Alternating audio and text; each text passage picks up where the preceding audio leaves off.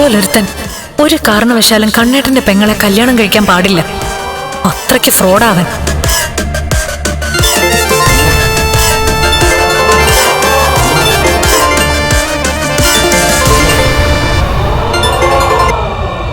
Hello,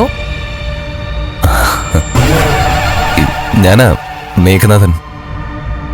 ഓ, ഇപ്പൊ ഇങ്ങോട്ട് വിളിക്കാൻ തുടങ്ങിയോ? നേരത്തെ മുഖം പോലും തരാതെ നടക്കുമായിരുന്നല്ലോ. സത്യം പറഞ്ഞ മഹാലക്ഷ്മിയാണ് കണ്ണനെ വിവാഹം കഴിക്കുന്നതെന്ന് എനിക്ക് അറിയില്ലായിരുന്നു. കല്യാണത്തിന്റെ അന്നാ മഹാലക്ഷ്മിയെ ഞാൻ കാണുന്നത്. അല്ലെങ്കിൽ ഈ കല്യാണം മുടക്കിയേനെ താനല്ലേ? അതുകൊണ്ട് തന്നെയാ താൻ പെണ്ണ് കാണലിന്റെ ദിവസം കണ്ണേട്ടനൊപ്പം വരാതിരുന്നത്. അതെന്റെ ഭാഗ്യമായിട്ട് ഞാൻ കരുതുവാ. ആയിക്കോട്ടെ,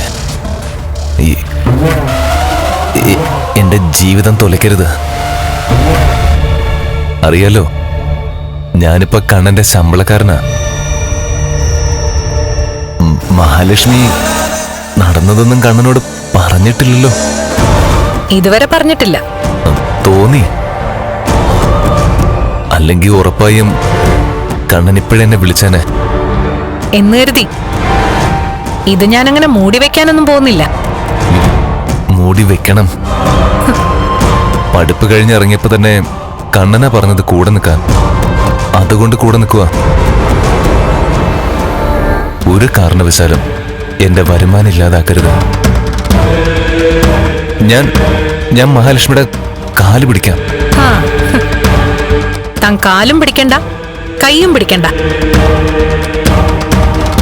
ഞാനായിട്ട് തന്റെ വരുമാനം ഇല്ലാതാക്കുന്നില്ല. പക്ഷെ സത്യസന്ധമായിട്ട് വേണം ജോലി ചെയ്യാൻ.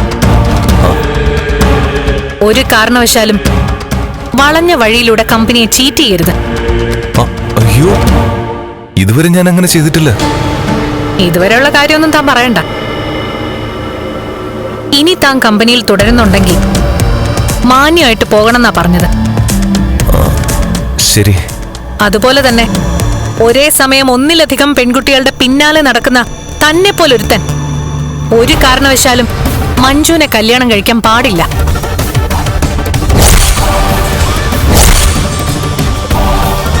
അയ്യോ, അത് നേരത്തെ തീരുമാനിച്ചുറപ്പിച്ച ബന്ധമാ. എന്തു തന്നെ ആയാലും ശരി, താൻ ആ കല്യാണത്തിൽ നിന്ന് പിന്മാറണം. അല്ലെങ്കിൽ എനിക്ക് കണ്ണേട്ടനോട് കഴിഞ്ഞുപോയ കഥകൾ പറയേണ്ടി വരും. മഞ്ജുവിനും അമ്മായിക്കൊക്കെ എന്നെ വലിയ ഇഷ്ടാ. അവളെന്റെ മുറപ്പെണ്ണാ. അതുകൊണ്ടാ ഞാൻ പറഞ്ഞത് മുറപ്പെണ്ണിനെ താൻ വിട്ടുകളയണമെന്ന്. അവളേതെങ്കിലും നല്ല പയ്യന്മാരെ കല്യാണം കഴിച്ച് ജീവിക്കട്ടെ. എന്നോട് തന്റെ മുറപ്പെണ്ണിന് വലിയ താല്പര്യമൊന്നുമില്ല. എങ്കിലും അവൾ എന്റെ കണ്ണേട്ടന്റെ അനിയത്തി ആയതുകൊണ്ട് അവൾക്ക് നല്ലൊരു ജീവിതം കിട്ടണമെന്ന് എനിക്ക് ആഗ്രഹമുണ്ട്. അതൊഴിച്ച് ബാക്കി എന്തും പറഞ്ഞോ, ഞാൻ കേൾക്കാം. അതൊഴിച്ചുള്ള കാര്യങ്ങൾ ഞാൻ പറഞ്ഞു കഴിഞ്ഞല്ലോ. കാലണയുടെ കള്ളത്തരം കാണിക്കാതെ കമ്പനിയെ സേവിക്കണമെന്ന് ഇപ്പോഴല്ലേ ഞാൻ തന്നോട് പറഞ്ഞത്.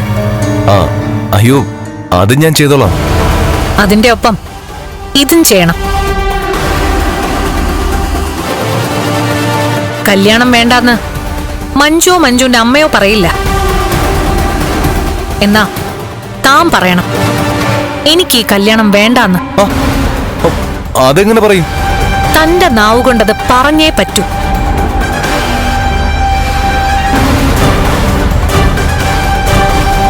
അല്ലെങ്കിൽ കണ്ണേട്ടൻ അറിയേണ്ടത് അറിഞ്ഞിരിക്കും.